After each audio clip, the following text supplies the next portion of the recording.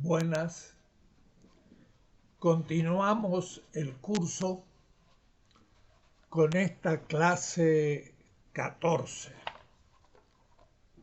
Estamos en el libro, en la edición castellana, exactamente en el medio, 450 páginas de casi 900.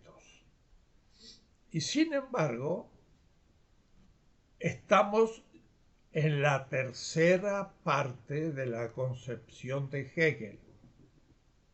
Esta es una clase, claro, para los alumnos de la UAM, el curso de estética, en que estamos leyendo línea por línea las lecciones de estética de Hegel. Por suerte para los alumnos, creo que ya en esta parte la lectura se facilita. Ahora lo que dice Hegel, después de las abstracciones sistemáticas de su filosofía precisa, se hace difícil aquello, la primera y segunda parte. Mientras que la tercera ahora ya se puede leer de corrido, podríamos decir. Vamos entonces en esta segunda parte de la traducción, leer hoy de la página 451 a la 484, 30 y tantas páginas. Y la clase no necesita ser demasiado larga porque los textos son más simples, aunque siempre sistemáticos y siempre limitados a lo que un gran autor puede decir en la primera parte del siglo XIX. Hay muchas, por supuesto, limitaciones de la tecnología, del arte, de los conocimientos en general que hay que ir renovando. Pero siempre seguimos viendo en Hegel un eurocentrismo muy importante y una continua actitud crítica de pensar eso que está diciendo para Alemania en el siglo XIX, cómo funciona en México, en América Latina, en el siglo XXI. Estamos justo a 2 siglos. 2020 significan 1820, hace 2 siglos. Y Hegel justo estaba dejando Heidelberg y se trasladaba a Berlín, y los cursos de estética lo iba repitiendo, y entonces iba madurando. Y esta parte, claro, exige un gran conocimiento que Hegel tenía, y siempre admira cuánto sabía en particular. Se trata entonces del sistema de las artes singulares. La primera parte, repitamos, era la universalidad de la estética y de la belleza. Era la universalidad, Allgemeinheit, el argumento hegeliano. La premisa mayor es la particularidad, la Besonderheit. Eso eran aquellas fisonomías que todas las obras de arte tenían, un tanto situadas, sí, en la historia. Las artes simbólicas, las artes clásicas griegas, y lo romántico, en un sentido muy extenso, porque comenzaba desde el cristianismo del primer siglo y se continuaba hasta la época de Hegel, lo romántico, estas tres fisonomías. Fisonomías de todas las artes singulares, la singularidad, la Einzelheit, universalidad, particularidad, singularidad. Ahora vamos a ver una por una algunas artes. Las artes que Hegel privilegia, que son muy pocas, y lo cual también muestra su intelectualismo, el subjetivismo abstracto de un alma separada de un cuerpo, o si ustedes quieren, diferenciada de un cuerpo, lo espiritual, y de ahí entonces las artes también se las va a clasificar. Y desde ya debo decir, él estudia 5 artes, 5 tipos de arte. En un curso de estética, pues yo puedo discernir al menos 14 campos estéticos. Algunos de ellos tienen 4 o 5 subdivisiones. Así que podríamos pensar no en 5, sino prácticamente en 20. Hoy, en la primera del siglo XX. Pero la manera en que los trata, las 5 que trabaja, son muy útiles porque nos enseñan a cómo problematizar esta parte que él llama sistema de las artes singulares, no particulares ni universales, singulares. Y entonces hay sistemas. Y esto es de lo que se trata ahora. Y en esta clase voy a tocar la primera de ellas, de esas estéticas singulares, pero él le llama arte porque en realidad no es la estética, sino solo las obras de arte singulares. Y él dice, la primera, teóricamente hablando, es la arquitectura. Y es la que vamos a tratar hoy. En el primer capítulo dejamos el segundo y tercer capítulo de la arquitectura para la próxima clase. Eso nomás ya también crea problemas. ¿Por qué la arquitectura? Ustedes van a ver, voy a sugerir solamente a qué punto es estrecho la visión de las artes en Hegel.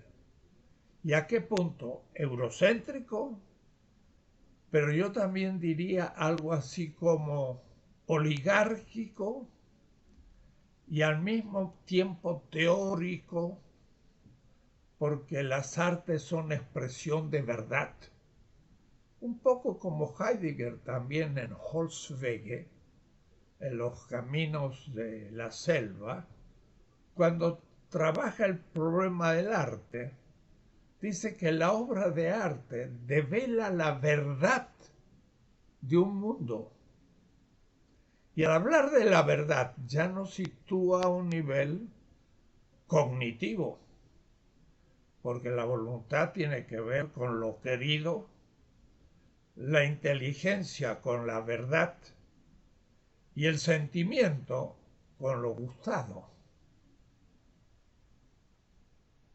Y justamente lo gustado queda fuera de las artes prácticamente de Hegel. Y el primero de todos las artes que quedan fuera es nada menos que justamente el gusto. Al comer, El arte culinario.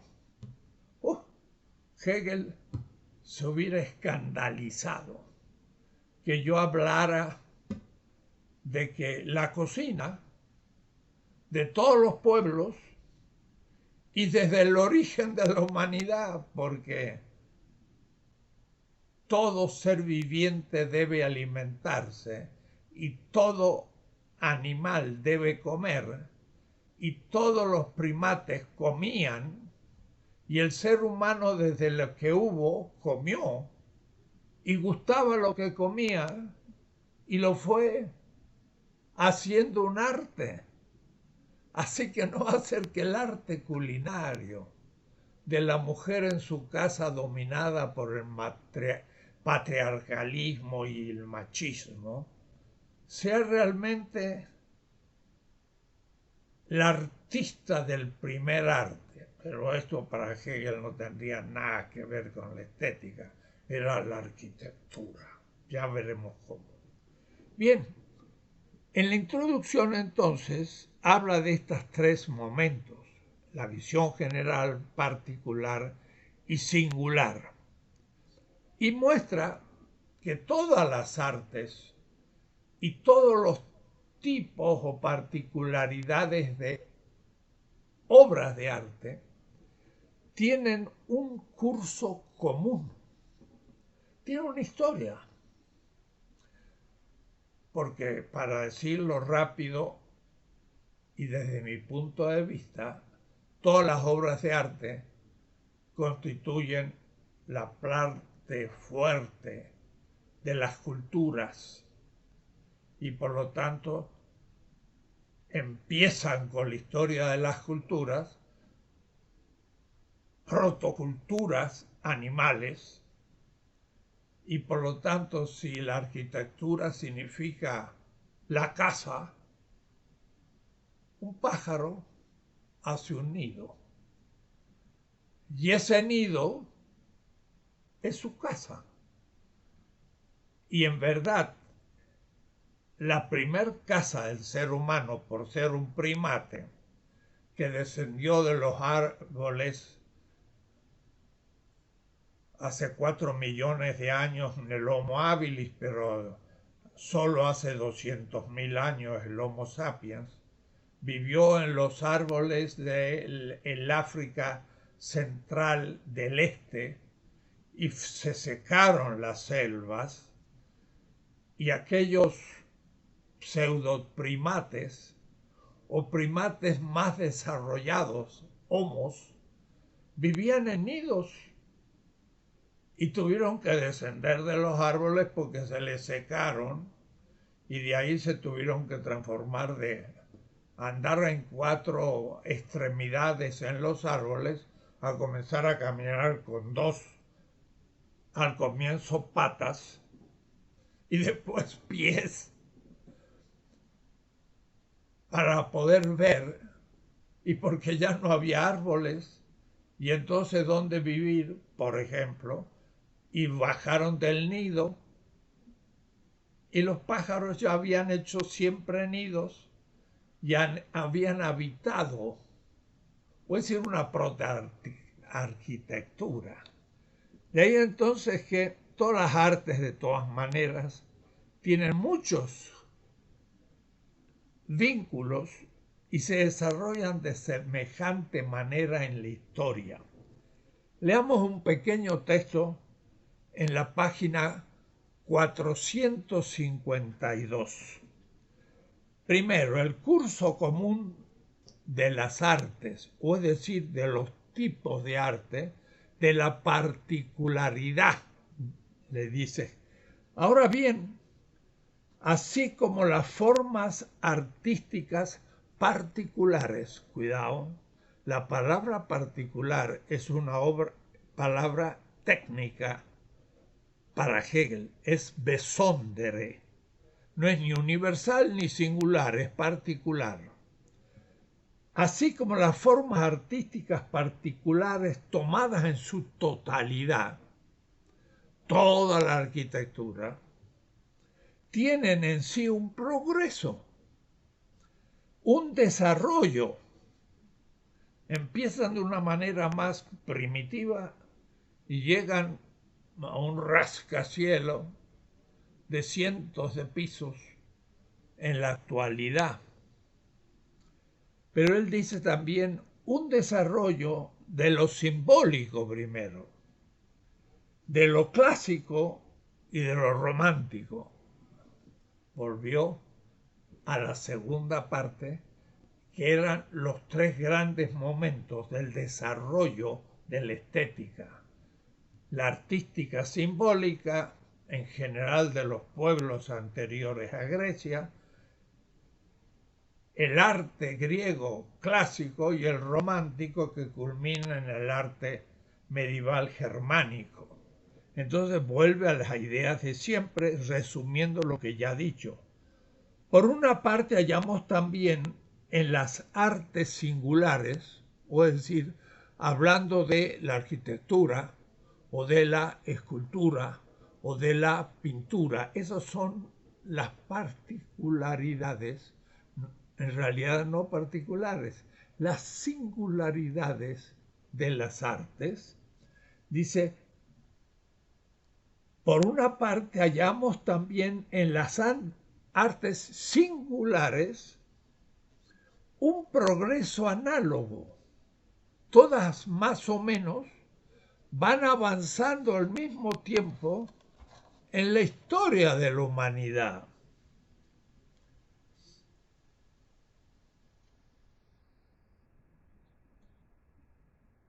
En la medida en que son precisamente las formas artísticas mismas las que obtienen su medida, en que son precisamente las formas artísticas mismas las que obtienen su ser ahí, su existencia, por medio de las artes singulares.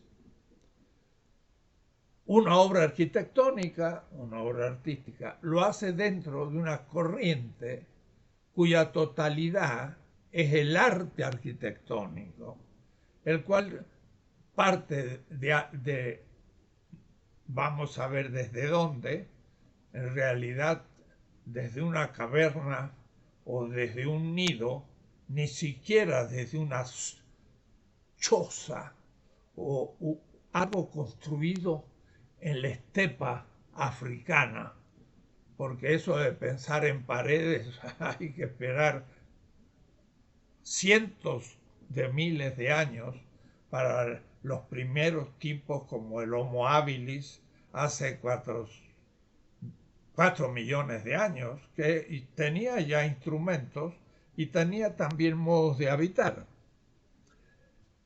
Pero, por otra parte, también las artes singulares, arquitectura, escultura, pintura, etc., independientemente de las formas artísticas que las objetivan, tienen en sí misma un devenir, un curso, que en su respecto más abstracto es común a todas las otras artes.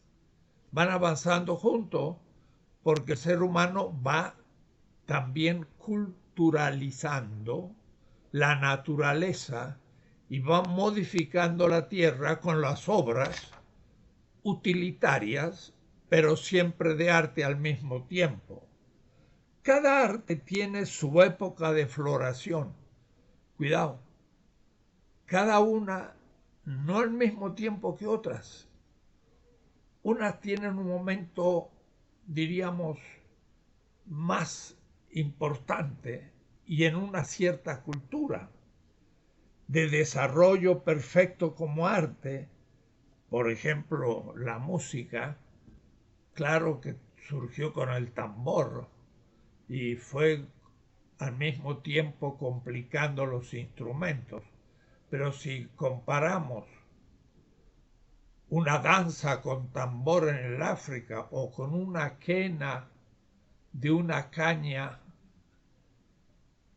inca, no tiene el instrumental de una orquesta sinfónica, donde hay decenas de instrumentos distintos cada uno con sonidos distintos, con ritmos, y claro, no es lo mismo, porque aunque algo tienen en común, pero en el momento en que surge la sinfónica, que es en el siglo XVIII, surgen también en todas las artes tecnologías que se desarrollan al mismo tiempo.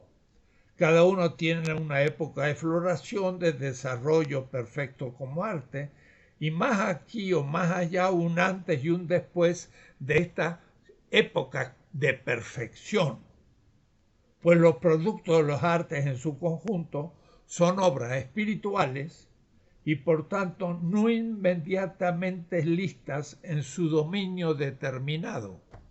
La música no llega a tener un dominio suficiente cuando tiene instrumentos demasiado todavía simples, y a medida que los instrumentos se van haciendo más complejos y logran dar sonidos más precisos, entonces se pueden escribir y se pueden leer y se pueden estudiar, y eso claro da performances mucho más desarrollados.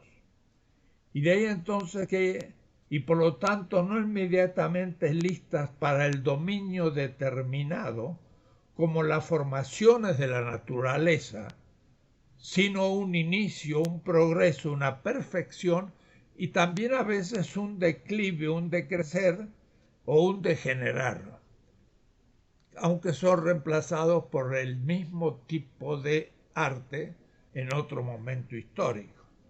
Empecemos a entender entonces de qué estamos hablando. Estamos hablando de un sistema en torno a lo que yo llamaría, no Hegel, un campo estético.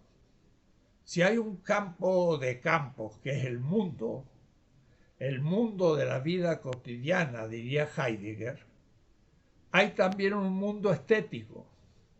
Y el mundo estético cruza todos los demás campos o otros.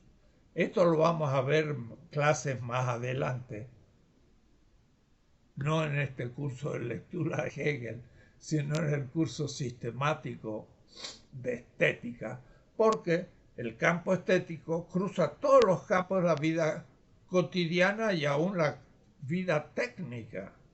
La estética entra en la casa y entra en la política y entra en la economía y entra en el deporte y entra en todas partes. El campo estético cruza todos los demás campos.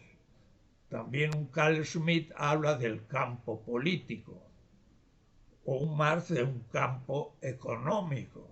Lo que pasa es que el político y el económico están cruzados por un campo estético que los transforma y usa también la belleza. Volvamos a la definición primera. Belleza era la realidad misma de las cosas, descubierta como el origen de la vida del sujeto que la contempla. Y entonces la estética embellece a todos los componentes de otros campos y también en la política.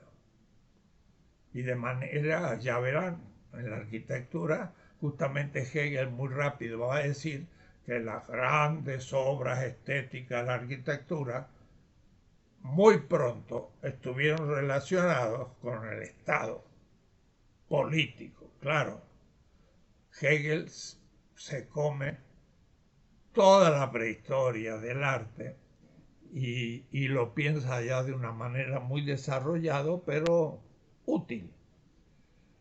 Y de ahí entonces, pues, los productos de las artes en su conjunto son obras espirituales y por tanto no inmediatamente listas, sino que sufren un proceso. Y esto porque el poner el contenido, hemos dicho tantas veces en esta lectura, que es el modo como la obra de arte está en potencia en el artista antes de producirla, un poco como Dios antes de la creación tiene la idea, o como el arquitecto tiene un plano sobre la casa posible.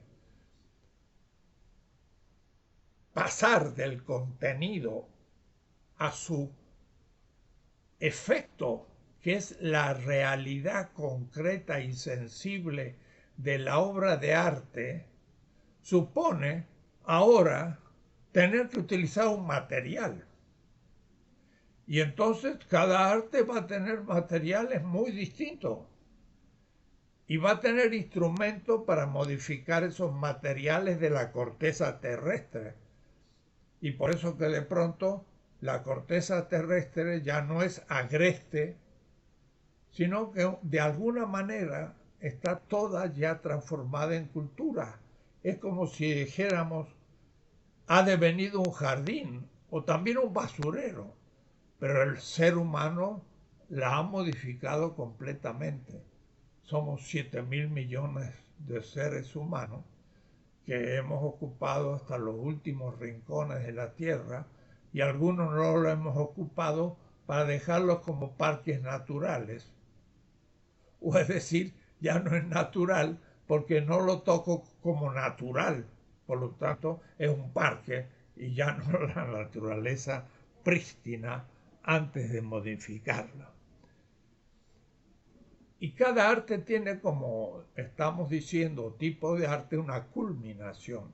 Entonces, se puede hacer una descripción histórica y de hecho, Hegel es un genio de una filosofía histórica. Yo también aprendí de Hegel y para una filosofía latinoamericana tomar muy en serio la historia, porque el pensamiento filosófico arranca en una época y piensa su época, pero hay que verla en la historia. Y si no me doy cuenta dónde estoy parado en la historia, pienso lo que otros piensan y pienso que es mi pensamiento, pero en realidad soy un alienado. Y por eso entonces que hay que tomarla muy en cuenta el desarrollo desde donde yo hablo. El comienzo de todo sistema, diríamos, de arte y de obra de arte, comienza de una manera muy tosca, muy simple, muy burda. Si uno va a Egipto, critíquenme el eurocentrismo, pero lo toma Egipto porque no es Grecia y por lo tanto rompo el mito clásico de Hegel. Si ustedes ven las primeras esculturas de los egipcios, son hieráticas, parecen un tronco de árbol. Está la cabeza, están los miembros, están los pies, pero todos tiesos. Y cuidado, están así siglos. Se van puliendo, se van mejorando los gestos, pero durante 3.000 o 4.000 años, esas esculturas siguieron guardando una cierta tosquedad primitiva, impresionante. Cuando ustedes ven en el Nilo las grandes, no estatuas, sino el trabajo sobre montañas con la fisonomía de los faraones y la faraona en pareja, enormes monolitos o no monolitos, obras de piedra, son todavía con gestos muy antiguos. El egipcio tuvo como nota el no cambiar. Parecía que estaba en el inicio. Pero en general todos los sistemas o particularidades o tipos de arte se van refinando y van llegando a una culminación que es mucho más estilizada y sutil. Hegel habla entonces que todo estas singularidades del arte, la arquitectura, la escultura, la pintura, la música, etc., tienen un estilo al comienzo muy severo, porque el artista tampoco domina demasiado la materia y no tiene imágenes de algo más desarrollado antes porque está originando. Entonces hay una cierta severidad hierática del origen. En América también. Cuando vemos el arte azteca, pues también había una abstracción. No creamos que es un retrato, sino es una abstracción de algo real, pero con una severidad. Y él dice eso, pues son como los artes simbólicos. Cuando va avanzando, se llega a un estilo ideal. Y entonces él ya piensa en su estilo clásico, griego. Y dice, Fidias hizo esculturas que parecen muy realistas y humanas, pero si la miramos de cerca, es toda una idealización. Una Venus que tiene un cuerpo que ninguna mujer tiene, porque todas las partes son abstracciones perfectas de una gran armonía, pero ideal. Y al decir ideal, es como debieran ser. Es interesante que cuando dibujan los niños, ellos hacen una casita.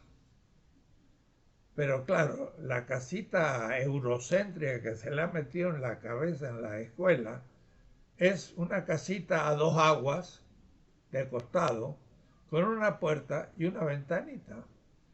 No ha visto ninguna casa de dos aguas en su pueblo, pero le pone dos aguas. Esa es una abstracción, no es una realidad, es ideal. Igual que si un niño pinta a una persona, dice, tiene una cabeza, pone algo redondo. Y tiene un cuerpo y hace un cubito. Y tiene dos patitas y pone otros dos cubos abajo. Y tiene manos así y pone los brazos. Y tiene 5 dedos y anota los 5. Si usted ve eso, es un pequeño monstruo, pero es un concepto. El niño ha planteado un concepto humano ideal. Claro, los griegos lo hacían con mucho más realismo, pero también era un ideal, Fidias. Y en cambio el estilo más complaciente, que ya entra al detalle, y volviendo a la escultura que puede marcar en una mano las nervaduras de las venas y las arrugas en un viejo, eso ya es mucho más impactante y le llama él complaciente en el sentido de agradable, y aunque sea todavía una abstracción, sin embargo, está más próximo. Y entonces el ejemplo que pone no es Fidias, griego, sino Miguel Ángel, un renacentista, que hace un dibujo del ser humano con músculos, con fuerza, que aparece el trabajo. Miguel Ángel era de una familia de marmoleros en la mina de mármol de Carrara, que es decir, que nació en medio del mármol y nació picando mármol. Y por eso que él veía un pedazo de mármol, materia, y ya objetivaba la figura posible. Y en cierta manera necesitaba dibujar sobre el mármol cómo iba avanzando su escultura. Ya vio el mármol, vio dónde estaba la mano, vio dónde estaba la cabeza, la cadera, el pie, y empezó a esculpir. Y fue sacando el mármol según la imagen que tenía. Y eso ya, claro, es un desarrollo fantástico, lo que Hegel diría un estilo más complaciente. Pero el punto clave de todo esto está en la página 456, cuando va a hablar de la subdivisión de toda esta tercera parte. Muy importante. Y tan importante que Hegel lo ve de una manera todavía excesivamente simple por el conocimiento, la neurología, de la anatomía y los conocimientos de la ciencia en general en la época de Hegel. Voy a leer el texto. Se trata de los tipos de arte, la singularidad de los tipos de arte, tienen que ver con la apertura, entre comillas, sería un concepto heideggeriano. Me abro al mundo y es una apertura a la totalidad. Pero a su vez yo me puedo abrir a un sonido y escucho cantar a un pájaro. O me puedo abrir a ver una rosa y me llama la atención su color rojo. O, hablando de la rosa, puedo sentir el perfume y tocar la suavidad del pétalo. Eso le llamamos los sentidos. Pero los sentidos hay que entender lo que significa. Merleau-Ponty tiene un libro, La fenomenología de la percepción, y muestra cómo nosotros no construimos una percepción de un paisaje cuando vemos un paisaje y vemos el verde y el azul del cielo y luego el tronco café y luego lo componemos. No, vemos la totalidad. Y a su vez con todos los sentidos, pero a su vez con el significado de cada una de esas cosas, o es decir, es un acto intelectual. Oh, mira el árbol, mira la mariposa, mira el ratoncito que está corriendo en el pasto. Todo tiene nombre, o es decir, es parte de un saber sensible o de un sentido inteligente, que además de ser inteligente, es afectivo. Porque yo digo justamente ante el paisaje, respiro fuerte y digo, qué bello. Y eso es la éxtasis, es el estímulo de mi cuerpo, es una cordialidad ante la realidad, porque descubro la realidad misma de ese paisaje como origen de mi vida. Pero la vida que va entrando a mi cerebro para construir el objeto en mi cerebro, con todos los componentes que van aportando eso que llamamos los sentidos. Y el cerebro, en el nervio óptico, toma las unidades que el nervio óptico toma de las imágenes y los integra con el perfume de la rosa y al mismo tiempo la suavidad del pétalo, y entonces dice una rosa bella, roja, qué lindo perfume. Ha construido en su cerebro la realidad como una representación.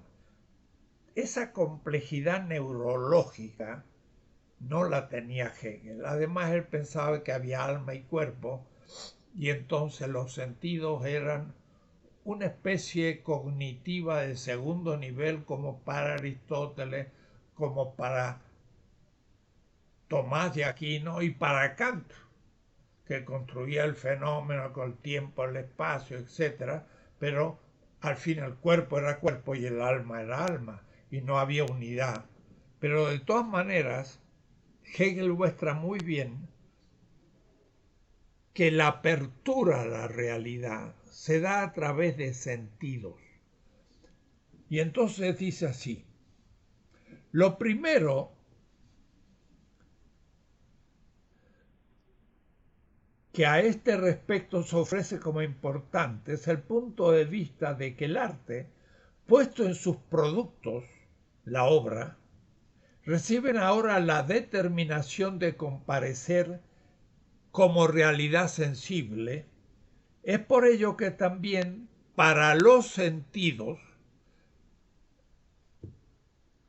de modo por consiguiente que la determinación de estos sonidos y de la materialidad a ellos correspondientes en el que la obra de arte se objetiva, deben ofrecer el fundamento para la división de las artes singulares. Los tipos de arte, campos o subcampos de arte, arquitectura, escultura, música, van a tener que ver con los sentidos, obviamente, porque cada arte se va a apoyar fundamentalmente, aunque algunos van a combinar, sobre una apertura hacia la realidad.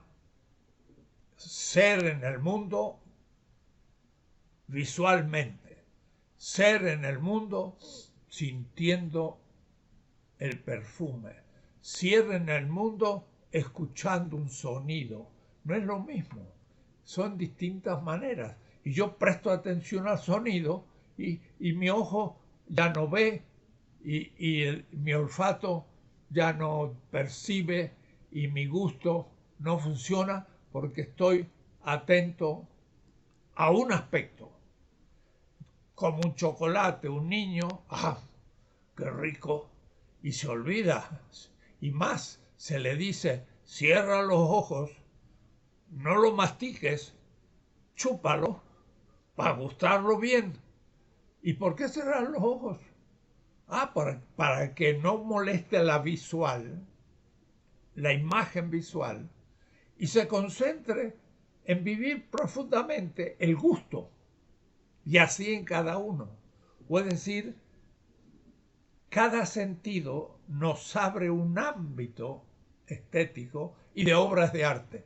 Obvio, pero cuidado, hay muchísimas, hay más sentido de lo que plantea Hegel, pero sobre todo hay muchos más campos estéticos que los que él imaginaba. Y entonces, esto es referirse a lo material, a lo recíprocamente externo y en sí múltiple, son ellos mismos distintos: el tacto, el olfato, el gusto, el oído y la vista. Y pone los sentidos. Pero claro, él los ve como sentidos en el sentido tradicional. Hay que verlos como aperturas que van a dar signos al cerebro, que va a articular todo eso y constituir el objeto como representación cerebral. O es decir, su existencia es neuronal. Pero el cerebro construye eso. Pero gracias a esas ventanas que le permite entonces ver una rosa en toda su complejidad. Pero sin embargo, el pintor va a pintar la imagen de la vista. Y el arte perfumario, del cual jamás va a hablar Hegel, va a interesarle el perfume de la rosa, lo va a extraer en sus componentes materiales, lo va a poner en una sustancia como el alcohol y luego va a hacer un frasquito de perfume que yo me pondré perfume y la gente que se acerca va a sentir un olor extraño, pero no justamente el olor del cuerpo, de sudor por haber corrido o trabajado, sino extraño un perfume. Y la perfumaria es también un arte. Pero Hegel, ¿cómo va a pensar en eso?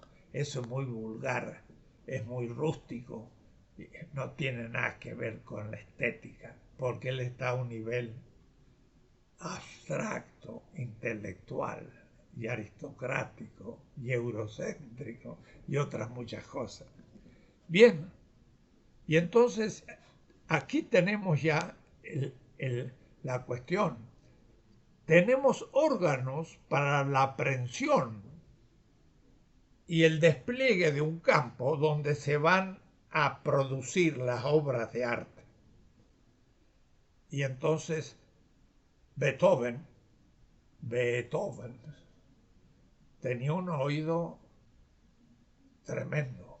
Claro, lo empezó a practicar muy chico porque su padre lo martirizó. Decimos lo martirizó, pero le dio una técnica de piano pues envidiable. Y el Beethoven a los 4 y 5 y 6 años ya se olvidaba lo que era un piano y lo tocaba como el otro camina por la calle. Y había dominado la técnica que, claro, le había dado quizás sufrimiento o no, porque le gustaba. Entonces, esa técnica de ese sentido del oído se desarrolló a tal punto, en el caso extraordinario de Beethoven, que empezó a perder el oído. Y entonces se usaba en la época una especie de trompeta con la que se aumentaba un poco. Y se dice que cuando escribió la novena sinfonía ya no escuchaba más. Y estuvo en el teatro donde se tocó con una sinfónica la novena sinfonía y el canto de la alegría. Y el pobre Beethoven estaba distraído. Pero una cosa, la estaba escuchando por la memoria del sonido, de cómo funcionaba, lo cual es un genio, porque escuchaba los instrumentos articulados unos con otros, sin escucharlos empíricamente, pero los tenía muy bien en su imaginación, un prodigio. Pero esto significa que se construyen estas cosas. Entonces, lo notable es que Hegel va a decir explícitamente, miren, a este respecto ya antes hemos excluido el tacto, el gusto y el olfato. ¿Qué le quedan? La visión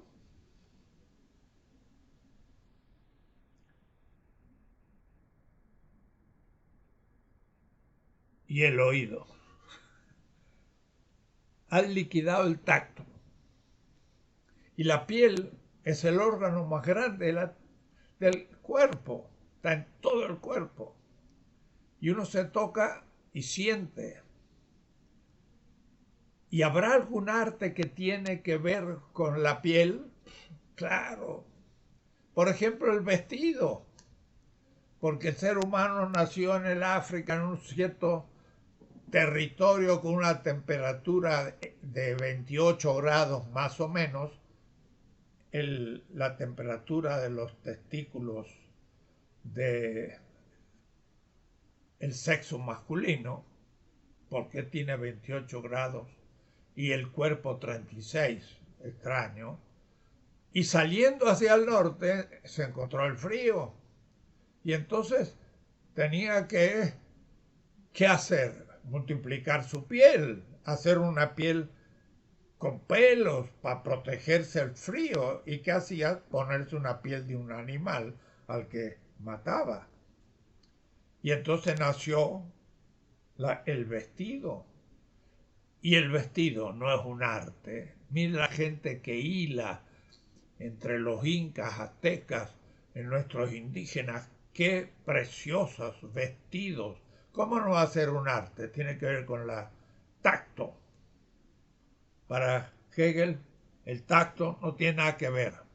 El gusto, nada que ver con la estética. El arte culinario se vino abajo. Ese sí, que es el más antiguo, mucho más que la arquitectura, porque el ser humano, como todo viviente, y sobre todo los animales, tienen que comer. Y las papilas gustativas es lo que me permiten gustar. Y por lo tanto, el gusto es fundamental para un arte hoy muy desarrollado en los cocineros especialistas, pero para Hegel eso no existía. Y si hay un momento fundamental en una cultura, es el tipo de comida.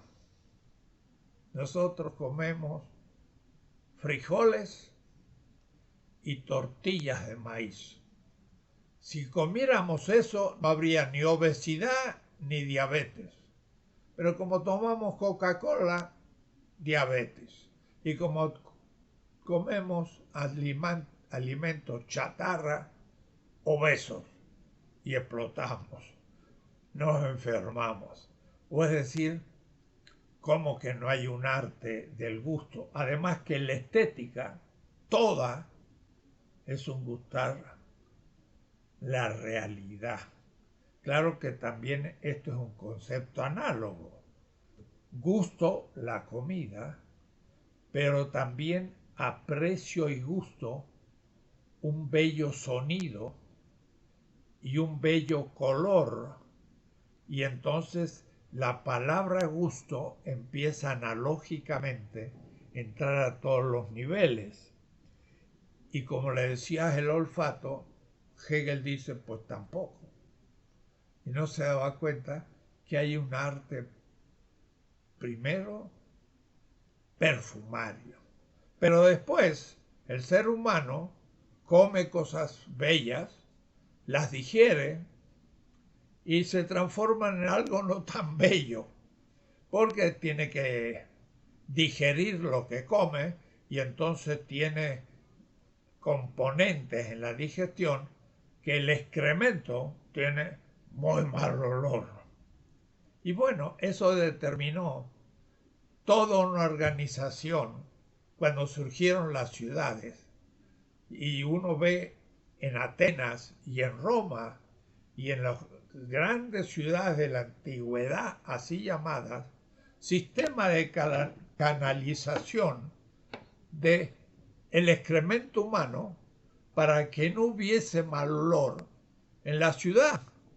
Y eso era parte de un arte, justamente el arte que permitía no sentir malos olores, etc. Es decir, Hegel tiene una cierta visión muy restringida de estas cosas. Tengo aquí muchos textos, pero la clase se va haciendo más larga. Yo pensaba que iba a ser una clase corta. Quizás no entre demasiado la arquitectura y lo dejo para la próxima, pero me pareció muy importante ir pensando estas cosas. Y bien, el oído. En la 457 dice Hegel, perdón, no el oído, la vista. La vista.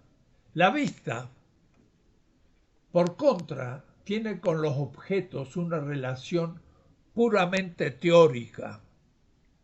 Para Hegel la vista es fundamental. Martin Bernard, un gran pensador de Berkeley, que todavía es profesor, tiene un libro enorme sobre la hegemonía del ojo. Y justamente Levinas critica el ojo y dice, las culturas del ojo son las culturas del fetichismo, de los objetos. Y entonces el pensamiento semita judío especialmente y primitivo cristiano dudaba mucho de las obras escultóricas y aún las pinturas porque endiosaban a esas estatuas, eran idolátricas. Entonces preferían retirar el ojo y más bien potenciar el oído. Por eso decían aquello de que el que tiene oídos para oír, que oiga. Y Levinas habla de la palabra del otro que yo escucho. Y escuchar es obedecer, porque la palabra obediente viene de op, lo que está enfrente, y audire, op audire. Entonces, el obediente éticamente es el que toma en serio la palabra del otro, pero la palabra no se ve, se escucha. Entonces hay una antropología del oído.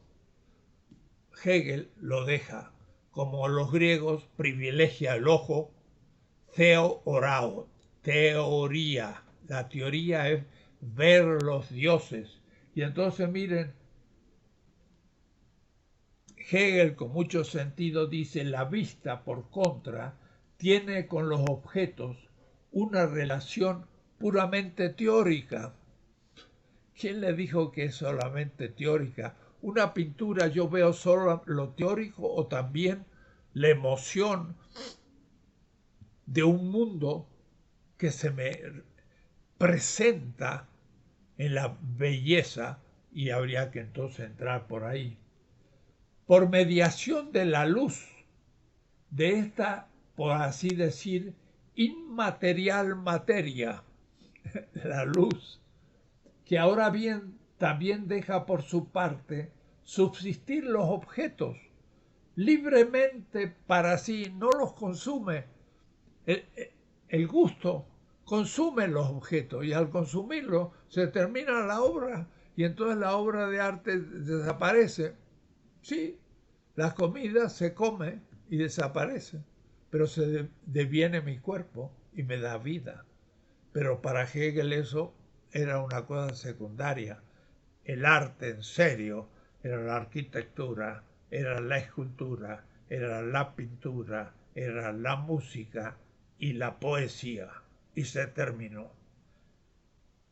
Pero por ahora es la vista. Y entonces después va a decir justamente que por el otro sentido, después de la vista, es el oído. Ese sí. Aquí aparece el opuesto. El oído, en vez de con la figura, el color, etcétera, tiene que ver con el sonido, evidentemente, con la vibración del cuerpo, la cual no es un proceso de disolución como ha menester el olfato. El olfato siente el olor y desaparece. Y como desaparece, pues ya no es tan firme, ya no es tan importante. Sino un mero estremecimiento del objeto en el que el objeto se conserva intacto en el oído, es decir, la música. Y la música se puede repetir y no se consume. Este movimiento ideal en el cual por medio de su resonar se exterioriza, por así decir, la subjetividad simple, el alma de los cuerpos, el oído lo aprende tan teóricamente como el ojo, la figura y el color, y deja así que lo interno de los objetos devengan para lo interno mismo del ser humano. Deja dos sentidos, la vista y el oído. Y ahí privilegia entonces ciertas obras de arte. Debo decir que con esto liquida todas las artes populares y todas las artes de todos los pueblos, porque, como les digo, el vestido, la comida, el perfume, y ya vamos a ver otras derivaciones, pues a Hegel no le interesa, no son artes, porque él está situado a un nivel del conocimiento. La belleza tiene que ver con la verdad y no con la sensibilidad, la emoción y la vida. Y por eso entonces esto ya es una cuestión mayor que yo le doy muchísima importancia. Y la segunda parte de esto, ustedes lo van a ir leyendo, está muy interesante, sin embargo, porque da muchas explicaciones, va a ser entonces ya mostrar cuáles son esos campos y en qué categorización evaluativa. O es decir, ahora bien, según el fundamento de la subdivisión, el sistema de las artes singulares, los campos estéticos, se articulan de la siguiente manera. En primer lugar, lo dice así muy fuerte, ahí está ante nosotros el comienzo fundamentado para la cosa misma, la arquitectura. Para Hegel la arquitectura es el principal arte. Y lo describe de una manera que lo piensa ya en el Neolítico y prácticamente una arquitectura urbana con edificios y no se da cuenta lo que es el habitar. En eso Heidegger avanza, pero hay que avanzar mucho más allá de Heidegger.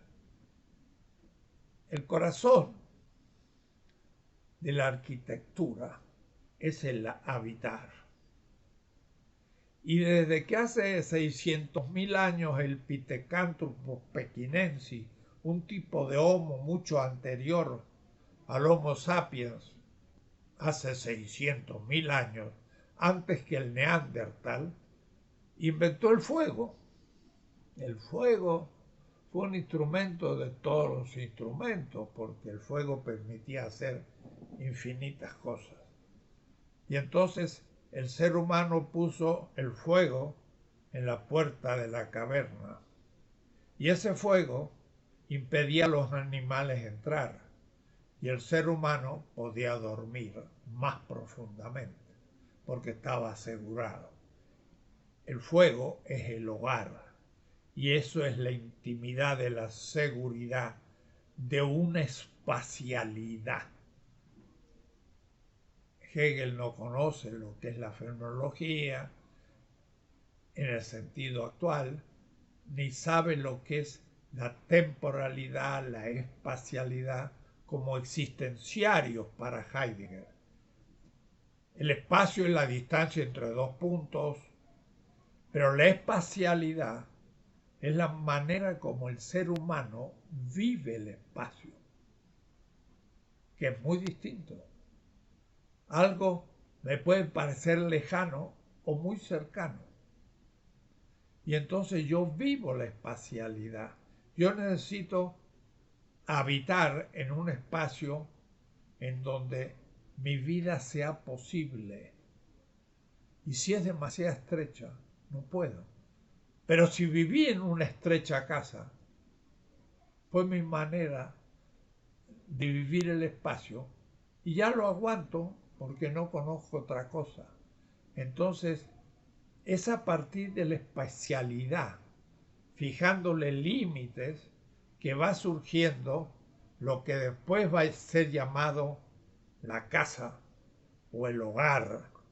Y de ahí va a surgir la arquitectura, pero va a ser más bien el nido, pequeña precaria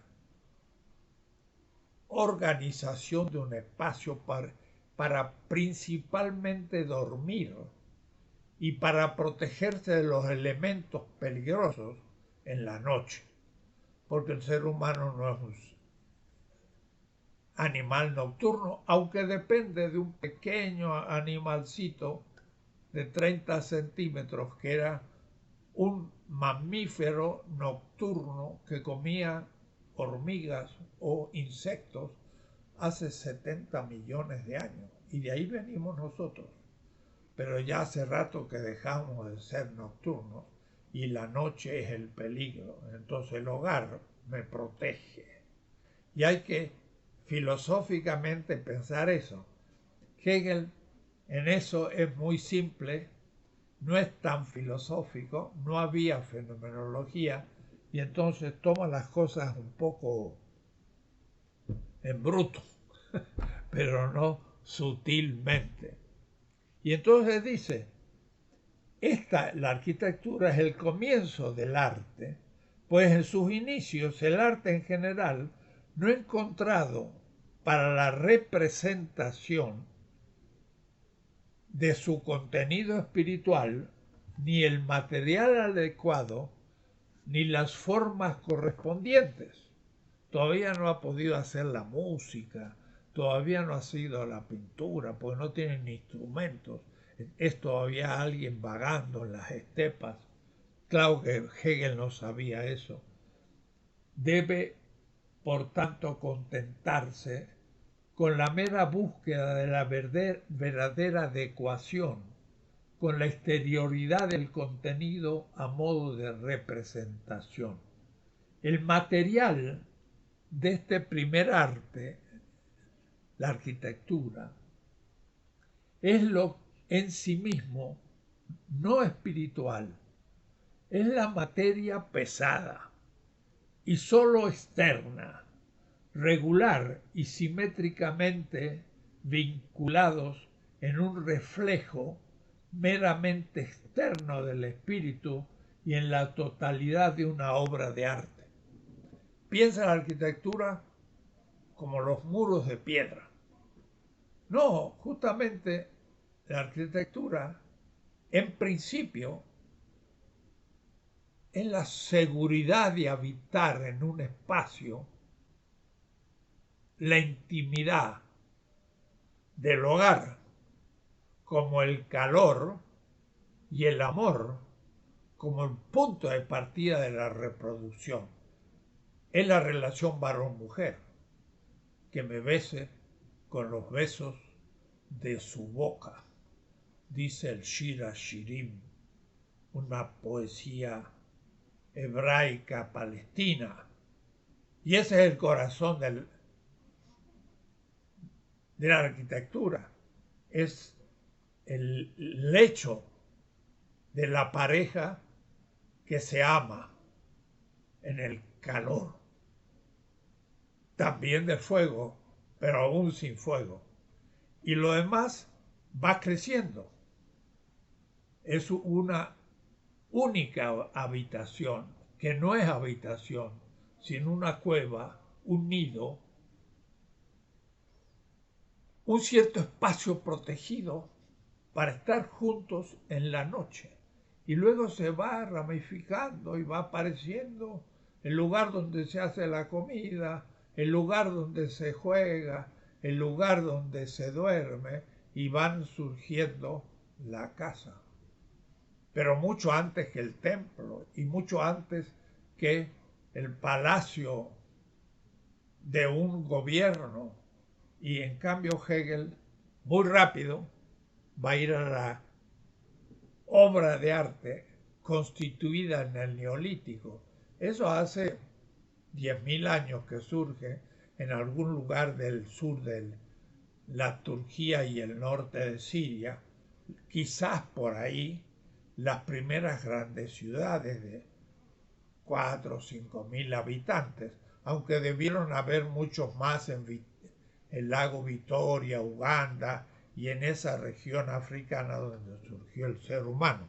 En fin, habla entonces él de el primer arte, que es la arquitectura. Y luego, el segundo arte es la escultura.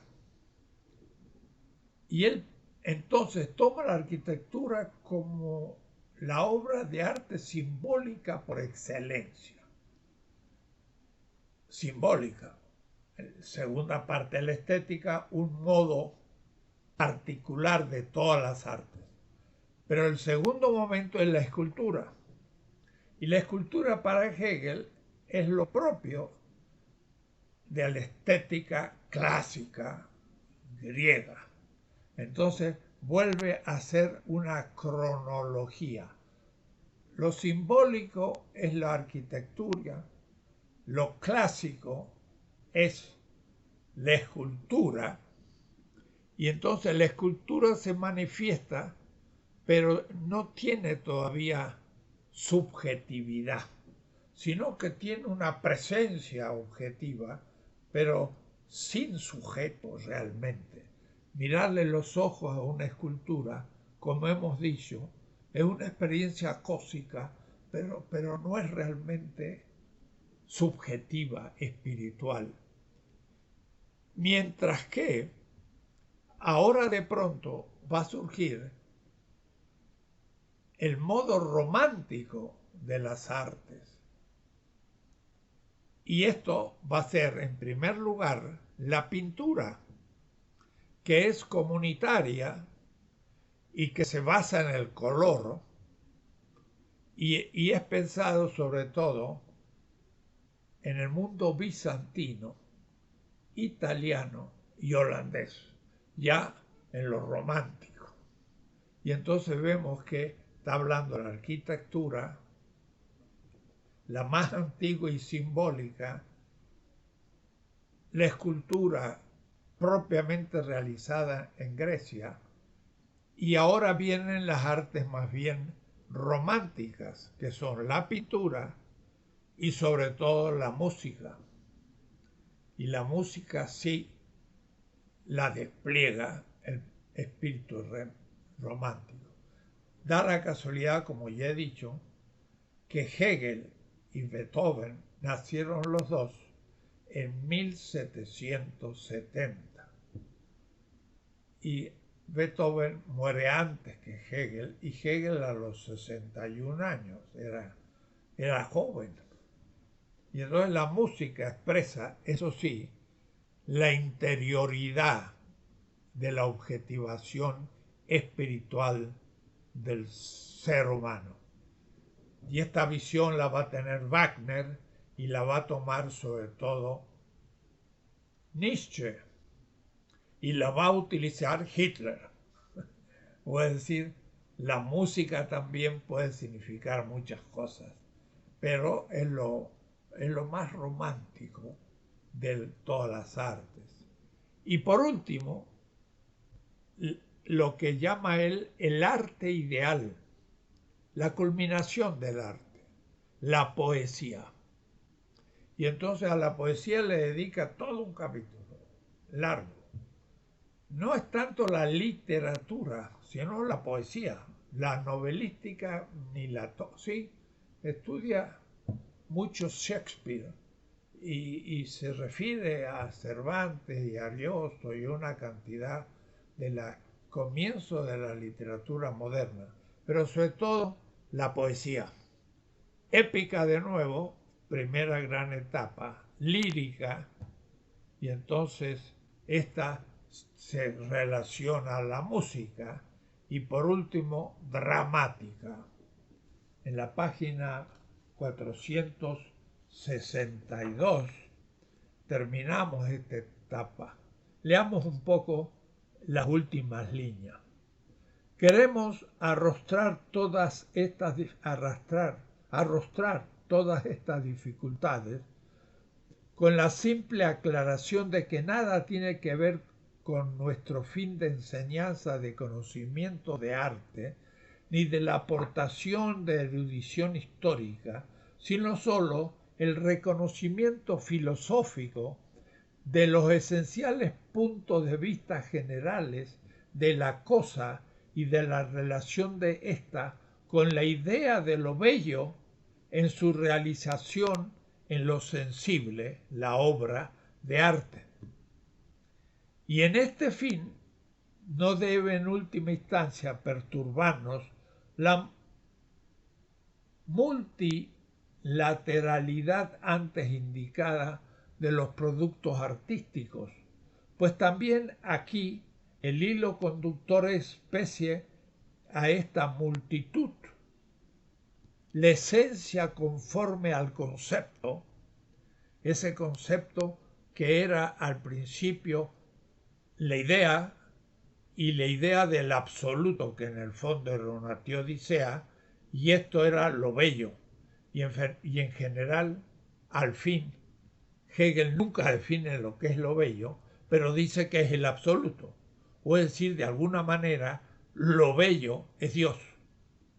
Y este se comunica con un mundo de criaturas que como creadas son bellas, pero nunca ha definido en el fondo qué es. Y aunque ésta se pierda muchas veces en la contingencia debida al elemento de su realización en la obra de arte, hay sin embargo punto en el que el mismo aparece a sí mismo claramente y es la aprehensión de estos aspectos y de su desarrollo filosófico, la tarea que tiene que ver que cumplir la filosofía. Dicho lo cual, empieza con la primera sección. Y aquí de nuevo es bueno ver que va a haber tres secciones en los tipos de arte o campos artísticos.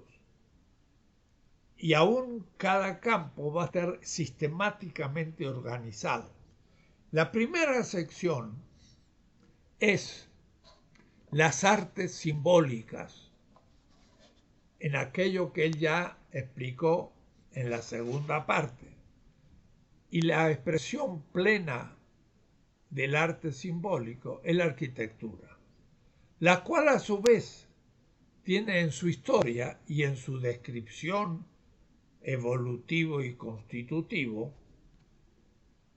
un momento simbólico pleno, lo egipcio, lo oriental, el orientalismo de Hegel, el momento de la arquitectura clásica griega y también la arquitectura romántica, sobre todo el gótico, y luego también la arquitectura posterior.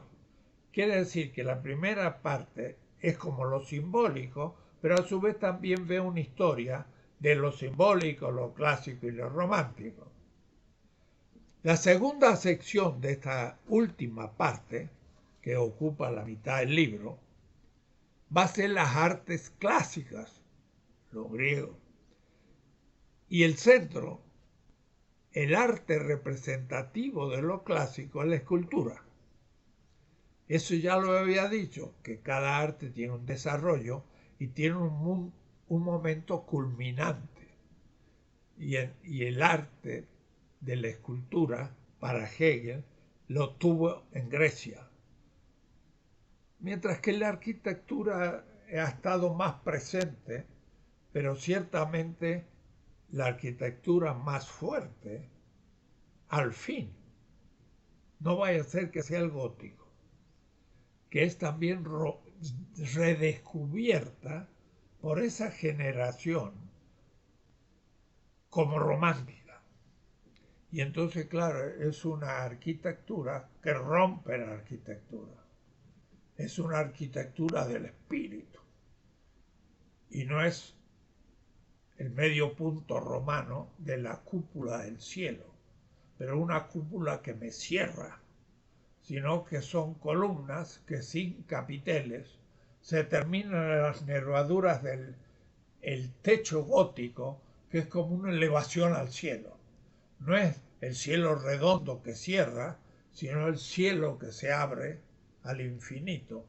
Y entonces es una arquitectura que pareciera hecha con materiales inmateriales, porque la piedra de pronto se hace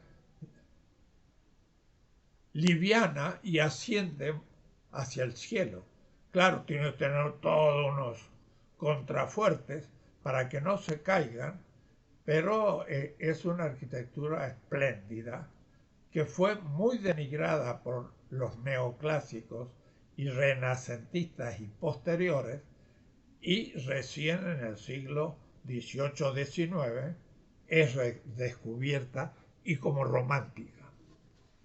Eso, entonces, la segunda sección es la escultura y la tercera sección son las artes románticas.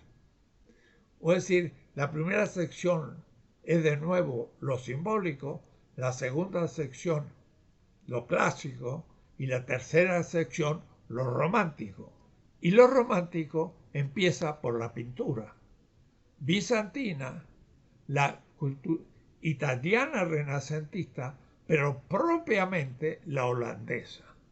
Y entonces se dedica a ver cómo en Holanda se pasa de los temas religiosos a la cotidianidad. Y claro, él no lo dice, no puede decirlo, es el arte burgués. Y ya no se pintan papas o santos, sino austeros comerciantes con su sombrero de negro y las bellísimas mujeres, pero también de cierto volumen, no como los góticos, que eran esbeltísimos y ponían una cabeza 8 veces, sino que eran una cabeza 6 veces, con cuerpos rubicundos de la revolución burguesa. Entonces es la pintura y después la música. Y en realidad, para Hegel, yo pienso, la música es lo propiamente romántico. Pero la poesía es la obra de arte perfecta, de todas. Y ahí entonces le habla de la poesía épica, de la poesía lírica y de la poesía dramática, donde es la más espiritual para Hegel la obra de arte. Y el Hegel, Schelling, Hölderlin, los tres alumnos del Seminario Luterano de Tübingen, amigos. Y claro, para Hegel también Hölderlin era el místico, el poeta, y va a ser también el tema preferido de Heidegger, va a ser la poesía romántica en su culminación. Entonces, este es el esquema de esta tercera parte. Si me pongo ya a exponer por partes, ya se me haría una clase demasiado larga de 2 horas, pero me pareció que era importante perder un poco de tiempo para explicar lo que viene. Y entonces, en vez de dedicarle a la arquitectura, según el programa, el capítulo 2 y 3 de esta primera sección sobre la arquitectura, que tiene 3 capítulos, la próxima clase, la clase 15, voy a explicar toda la arquitectura en una clase porque pues creo que ya con 1 hora y media de clase es suficiente. Creo que los alumnos que están siguiendo el curso podrán ahora respirar un poco y decir, apa, por fin Hegel se entiende. Y les dije al comienzo, cuando terminemos de leer todas las lecciones, tendríamos que volverla a agarrar en la introducción. Y entonces sí empezarían a captar. Y entonces sí podrían empezar a entender. Y ustedes dirían, ¿y ya tendría Hegel? No.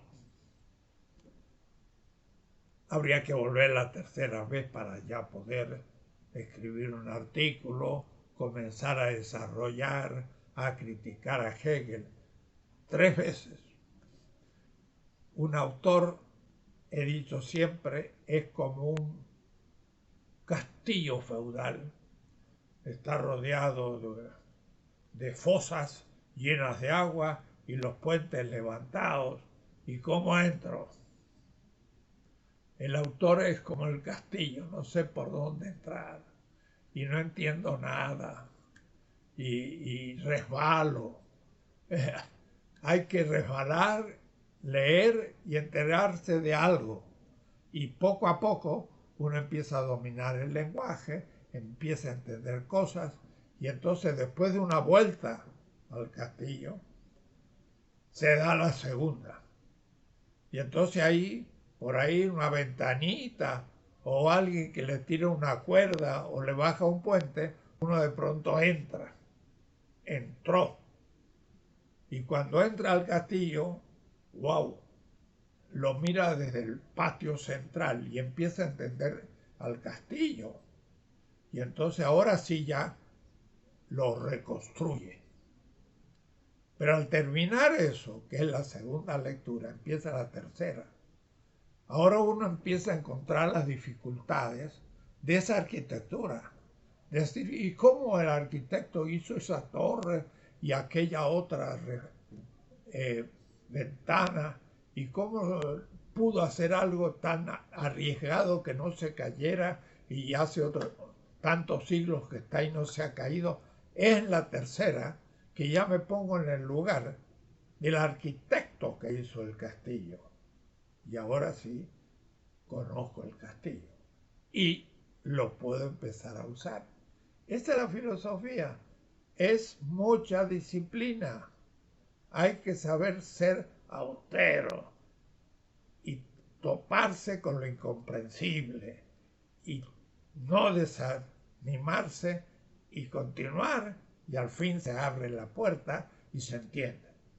Todos los autores, Hegel, Nietzsche, y también la filosofía de la liberación que hemos construido en América Latina también exige lo mismo. El que haya escrito yo unos 50 volúmenes no es porque sí. Hay que leerlos para entender qué se hizo en América Latina. Y entonces ya ustedes serán filósofos latinoamericanos y no eurocéntricos. Pero cuidado, no podrán superar la eurocentralidad y la americanidad norteamericana sin conocerlos a fondo, como el mejor especialista europeo. Y luego que lo hayan entrado, entonces pueden subsumirlo en otro horizonte y ahí crear.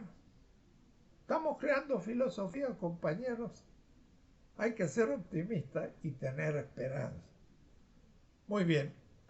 Dejo entonces a la hora y media esta clase. Me quedé con muchísimo material, pero mejor para que lo expongo la próxima.